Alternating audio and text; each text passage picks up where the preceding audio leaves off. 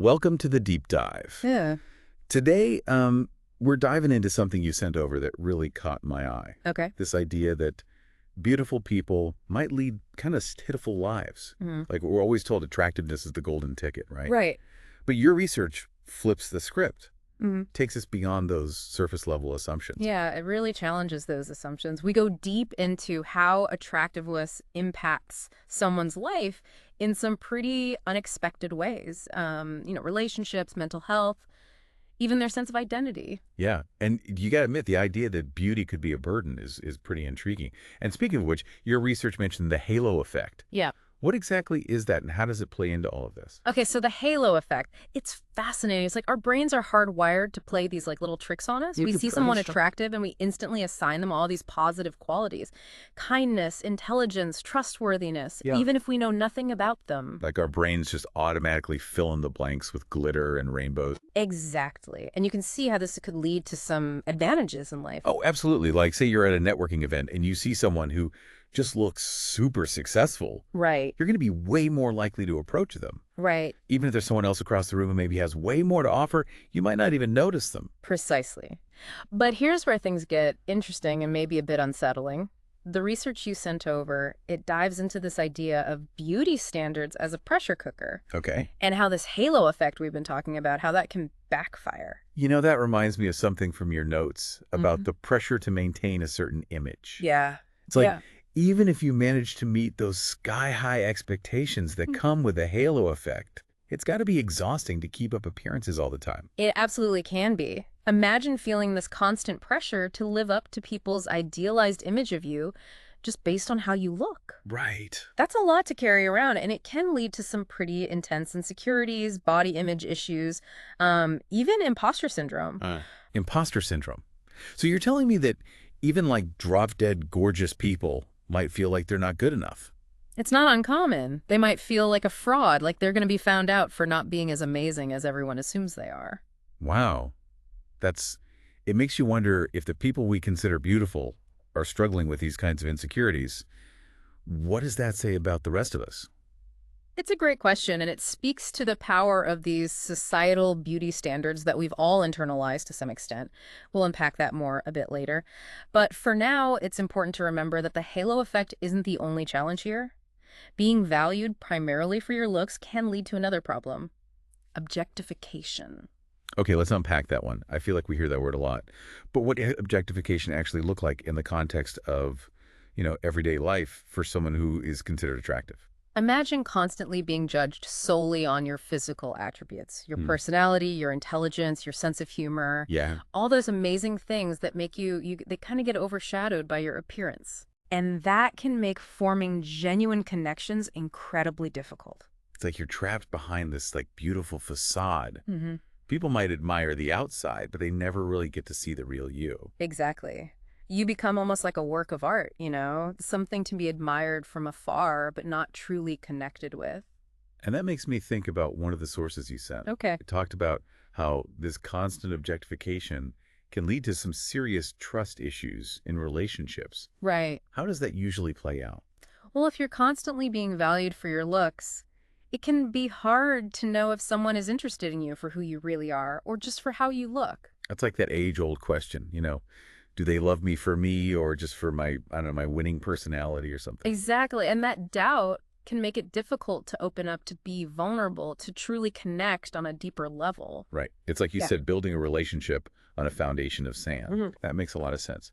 And speaking of shaky foundations, your research also pointed out that even when people aren't explicitly objectifying you, there can be this underlying current of judgment, even resentment. Right. It's like beauty might attract the spotlight, but it doesn't always mean you're getting the good kind of attention.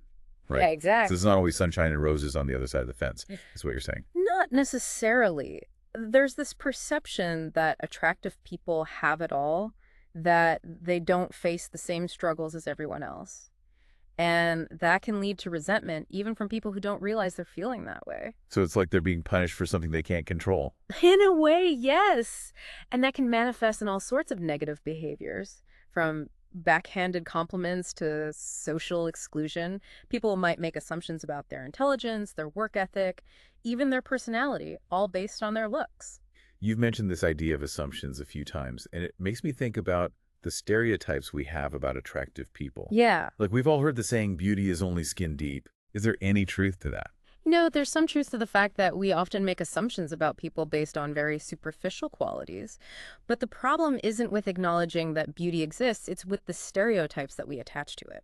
So are you saying that all those stereotypes about attractive people being vain or unintelligent or even just, like, mean are total BS? I wouldn't say they're entirely without merit. After all, everyone has met someone who fits that description.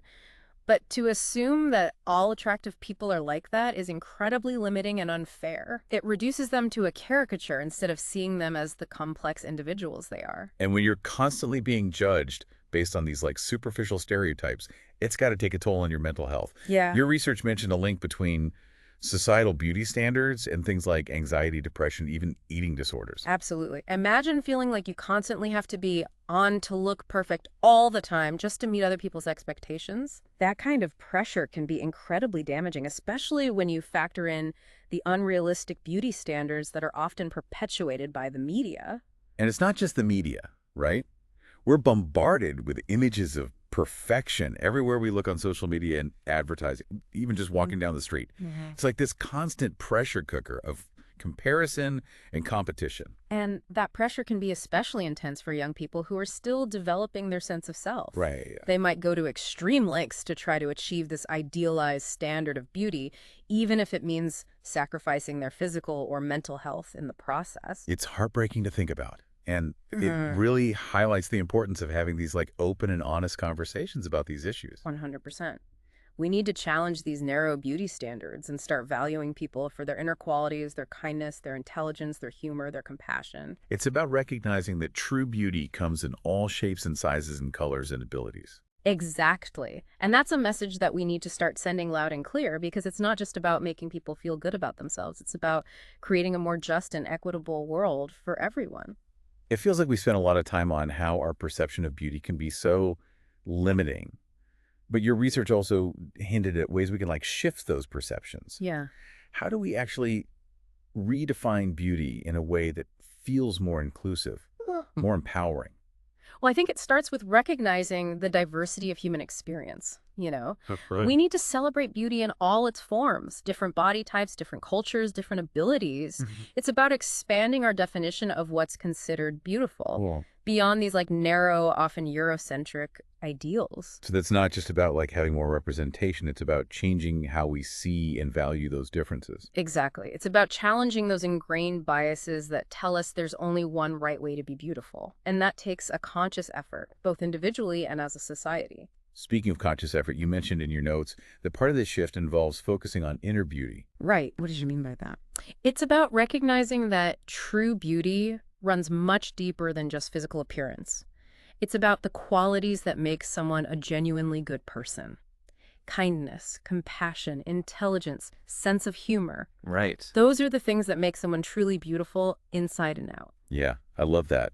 It's about recognizing that what makes someone attractive goes way beyond just, like, how they look in a selfie. Exactly. It's about seeing the whole person, appreciating them for their unique blend of strengths, quirks, even flaws. It's interesting. We've been talking about this in the context of, like, individual relationships, but it makes you wonder, what would the world even look like if we applied this broader definition of beauty to society as a whole? Ooh, that's a powerful thought experiment. Imagine a world where we valued people for their contributions, their character, their creativity, Right. rather than just their appearance. It'd be a more equitable and ultimately more beautiful world for everyone. Wow, we really did take a deep dive today. It's amazing how something that seems so surface level like beauty can actually be so complex. It is, isn't it? And it's definitely a conversation I think we need to keep having. I agree.